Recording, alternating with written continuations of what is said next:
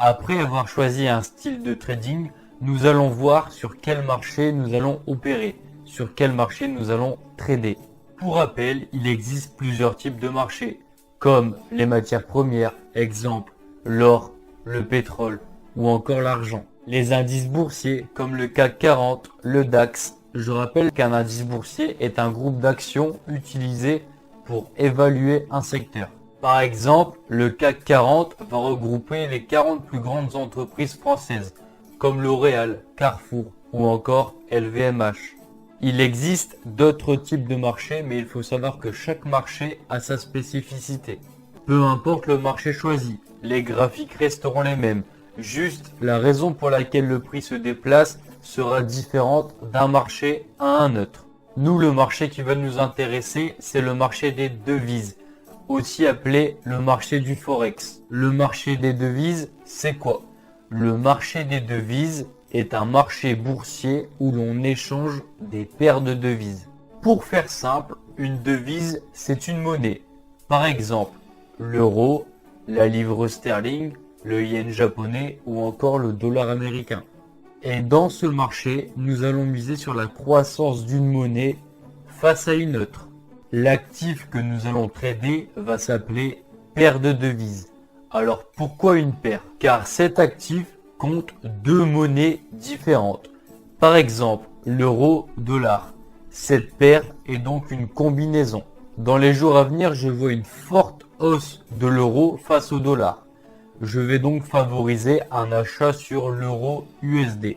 Par contre, si le dollar grimpe, la paire aura plus tendance à baisser. En bref, si j'achète la paire euro USD, c'est que je mise sur une potentielle hausse de l'euro et une baisse du dollar.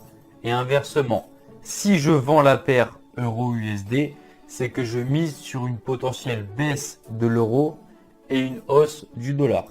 Pour simplifier la chose, je dis souvent que deux monnaies sont en confrontation. La première devise, nous allons l'appeler la devise majeure, aussi appelée la devise de base. La seconde devise est appelée la devise de contrepartie, aussi la devise cotée. Alors, qu'est-ce qui fait varier le prix d'une devise? Il faudra prendre en compte la stabilité économique et politique du pays propriétaire de la devise, ainsi que l'offre et la demande. Alors, quelle paire de devises choisir pour débuter? Je vous conseille les paires majeures. Dans les paires majeures, on peut retrouver l'euro-dollar, l'euro contre le dollar, l'USD JPY, le dollar contre le yen japonais, le GBP USD, la livre sterling contre le dollar américain. Alors pourquoi ces paires sont-ils dites majeures? Tout simplement parce que ces paires sont les plus tradées et les volumes échangés sont les plus importants. Les autres paires sont appelées paires mineures ou paires exotiques. Il en existe des dizaines. Reprenons l'exemple de l'euro-dollar. Si j'achète l'euro-dollar, c'est que j'ai soit un avis positif sur l'euro ou un avis négatif sur le dollar. Et inversement, si je vends l'euro USD, c'est que je prévois une baisse de l'euro et une hausse du dollar. Mais que se passe-t-il si les deux monnaies sont en croissance? Ou alors si les deux monnaies chutent? Si l'euro grimpe, le graphique sera haussier. Inversement, si le dollar grimpe, le graphique sera baissier. Mais si les deux monnaies vont dans le même sens, le prix va stagner.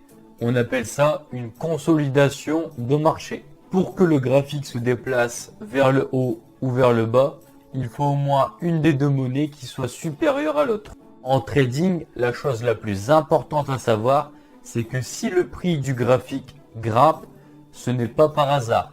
C'est que les acheteurs seront supérieurs aux vendeurs.